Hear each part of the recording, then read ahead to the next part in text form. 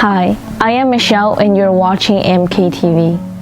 The NUX Robotic program is run by the Toronto Robotics Society, a non-profit organization founded by a Toronto high schooler. It is an educational association that provides opportunities for youth to attend robotics studies.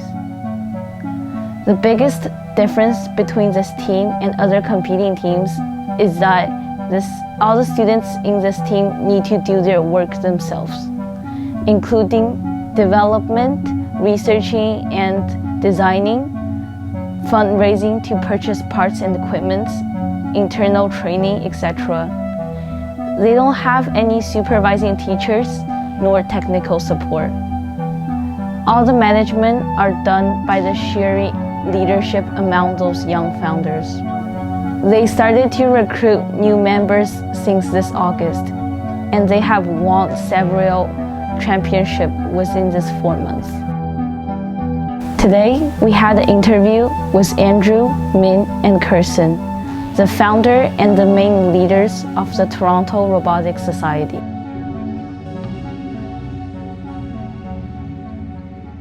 Today, we have the honor to invite these 3 cool boys here. First, can you guys introduce yourself to our audience? Yeah, my name is Andrew. I'm a grade 12 student at UTS, and I am one of the co-founders of the Toronto Robotics Society. And my name is Ming, and I am a grade 12 from Unionville High School. My name is Carson. I graduated, and I'm also a co-founder of Toronto Robotics Society. How long have you guys been working together?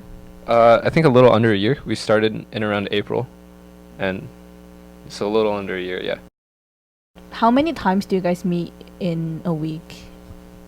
I think around like 3-4 times a week, and it's usually like if we have competitions, like 40 hours, I would say, almost. Yeah. Sometimes we come for like we stay like way past midnight just like preparing for competitions too. And then we have some of our younger kids that come in, and even when we're not competing, we have to take care of them too. How many people are there in your team? Like over 20? I think around 24 total, something like that. How old is your youngest kid? Our youngest kid is an 8th grader. Yeah, so he's 13. And then our oldest one is us. I do heard that you guys have like different teams, like 905A. Where did this 905 come from? Oh, so we're called the Toronto Robotics Society. So at first we were going to like pick our team number, and it was going to be our area code. And we picked 905, but we didn't realize that was the wrong area code, because that's like for Markham and like Brampton, but it's not for Toronto. And so Newmarket. And Newmarket, yeah. So it just works for me. Yeah, basically everywhere that isn't Toronto. But we're 905 anyways. It's a nice number. I think it flows off the tongue. Yeah. So what introduced you guys to the robotic area? Well, for me, it started in high school, grade 9.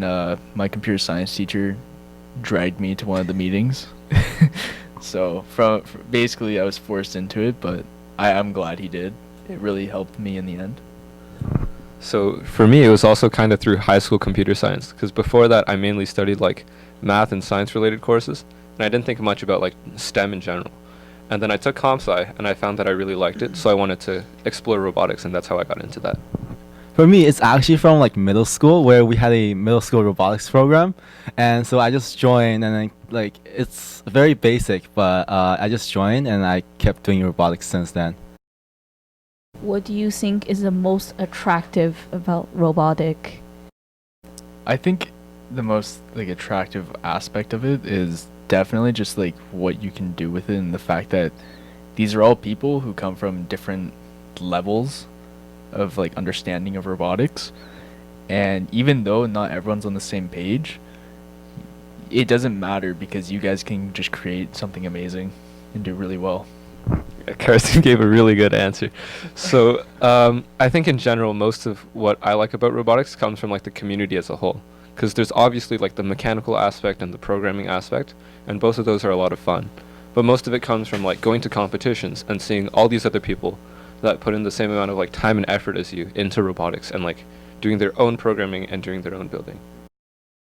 So you guys have been to a lot of competitions, right? Do you still feel nervous every time you go? Oh, absolutely. For sure. Even though I'm not like on drive team anymore, or like technically on the team, I'm pretty nervous every time they leave to go onto their match, just because like you never know what can happen. Like something can happen that's completely out of your control, and then you just have to deal with it, right? Yeah, there's a lot of like unknown factors at competition. So I'm always nervous. Do you guys mind to share a story about in the competition, like a fun story?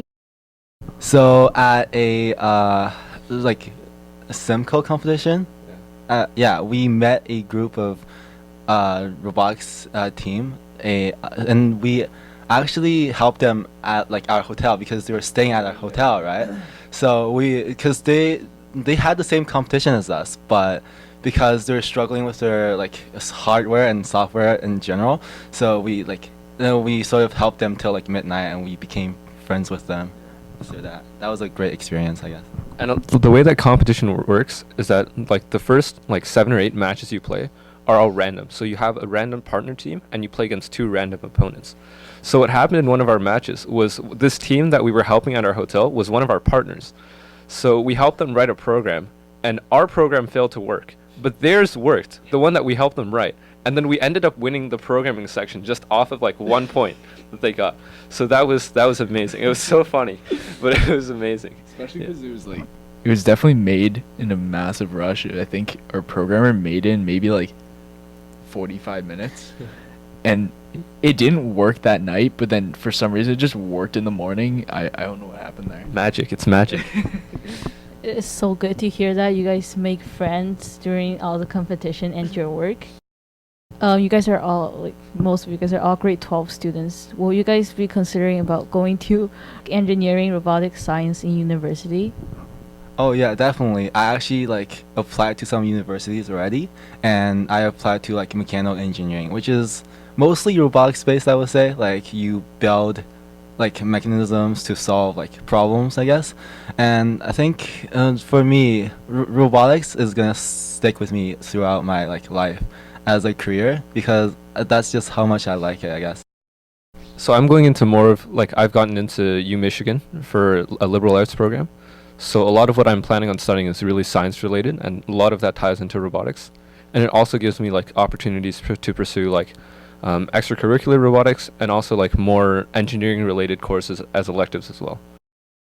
So I'm just wondering, do you guys often see girls in your team or like other teams that you guys go to competition? Or do you guys you guys think it's mainly like a boys' activity? So the unfortunate thing is that I would say it's about 80 or 85% guys. However, just in my 5 years of competing or just being a part of it, there has been a massive increase of females joining robotics. I guess it's just because of the girl powered, I would say. So there's an event that the robotics organization, like the one that creates the competitions, started. Is called Girl Powered. So it's just like an extra level of competition that really helps out like the actual like ratio. I think that's very good. One of our team members is a girl, but she's also team captain, so that goes to say something as well. She's also really good. Yeah, she is in fact very good. Is there anything that you guys want to say to like the younger kids that might be considering joining like a robotic team or learning like engineering, computer engineering? Because I think a lot of like getting into robotics is kind of hard, because right now, especially in Ontario, there's a lot of budget cuts going on in schools. So like the amount of programs that are available are very limited. But like if you know where to look, and if you know like who to ask, there are always places that you can like get started, right? And that's kind of what we wanted to do. We wanted to like create this sort of opportunity for kids to be able to join robotics. But the biggest thing is that like no matter where or like how you choose to start doing robotics, I think the most important thing is making sure you're in like a very good environment and to take advantage of that, right? Like the community of like people that do VEX in Ontario is one that's like very, very tightly knit, and then you can learn a lot just from talking to other people, right, about like hardware and software, and you meet a lot of different people too, right? Like Carson, I didn't know Carson beforehand. I met him through going to robotics competitions because we were both on different teams. And then I was helping out. He was helping out a team because his team was a school team and they got canceled. So that goes to. Okay, Carson will correct you. So basically, I went to a competition helping out a team that I became very close with in my grade 11 year. And then unfortunately, because of budget cuts, my school team couldn't run in my grade 12 year. So I kind of went to them to just help out and just so I can like still be a part of it in my last year of high school. So about around like Christmas, I would say, I met Andrew when he was competing on another team.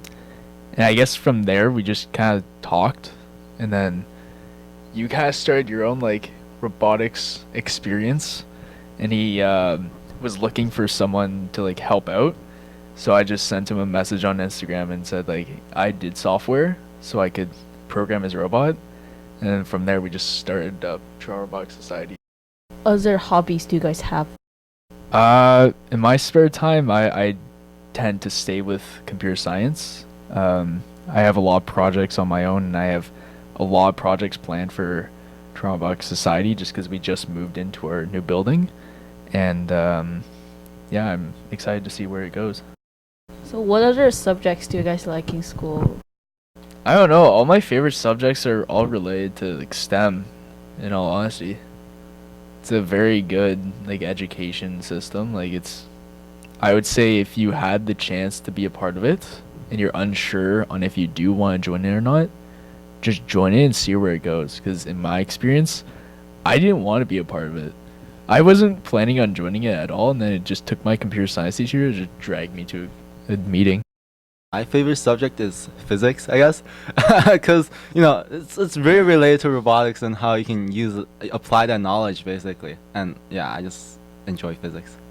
My favorite courses were art courses, right? And then it wasn't like because I liked a lot of like the creative design process, and that like I found that actually transitioned over to robotics a lot too, right? And then like obviously math and physics, but there's also the arts too, because we got to mention that too. Do you guys have any coach in your team, or is it just you working with each other? Most of our coaches are the big kids, which is us.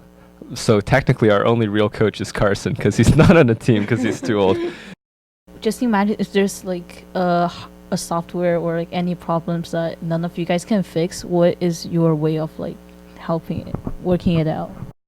I would say that the best way to tackle one of those problems is to just try and be creative. Like any solution, you can completely think about it the wrong way. And it's the simplest solution, but even if you can't see it, the best way is, I think this in life as well, ask someone that has similar experience or the similar knowledge. Because sometimes you get really stuck in your own mindset and you need a fresh pair of eyes to look at it. And if that still doesn't help, robotics is a great community. There's servers and like chat rooms dedicated for help, and it's just very welcoming, and no matter what level the question is, people will answer it. So a lot of like the problems that we don't know how to solve, like we either do it ourselves through trial and error and try and get something that works. And the other thing is, since there are so many people that have been doing robotics and have done robotics, chances are someone's probably run into the same issue as you. So there's always people you can go online to ask for help, and it doesn't have to be like explicitly like a coach or someone that's there and supposed to know all the answers, because that's really, really rare. And then chances are you can find a lot of other people that might know not as much as one person, but combine like their knowledge base and the experiences they've had will all accumulate to something that can like solve almost whatever problem you need.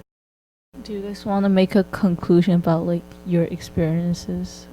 I guess robotics is just a fun activity that we pursue like as a passion.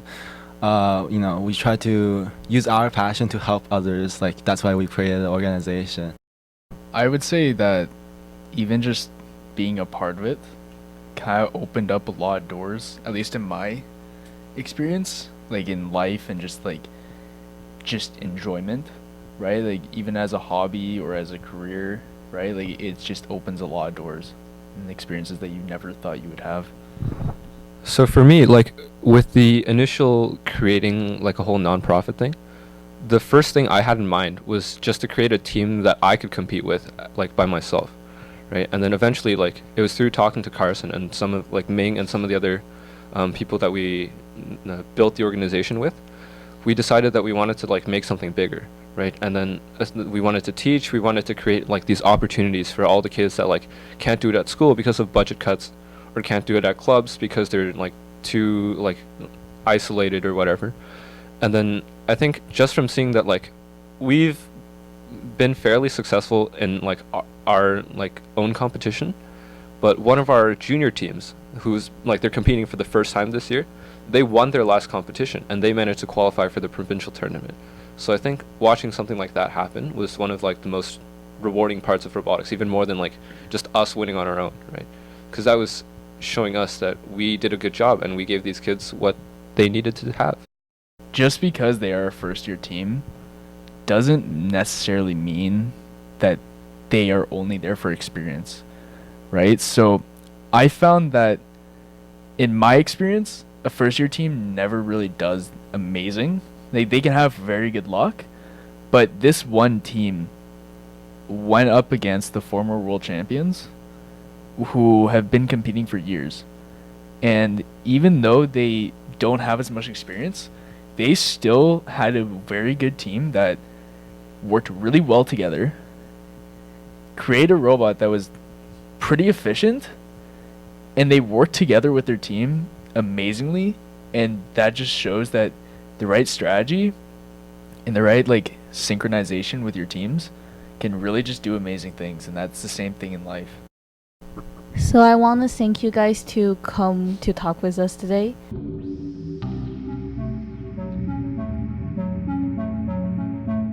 Thank you, Andrew, Ming, and Carson. Wish their team good luck in their following competitions. I am Michelle, and you're watching MKTV, part of Toronto Student Media Network.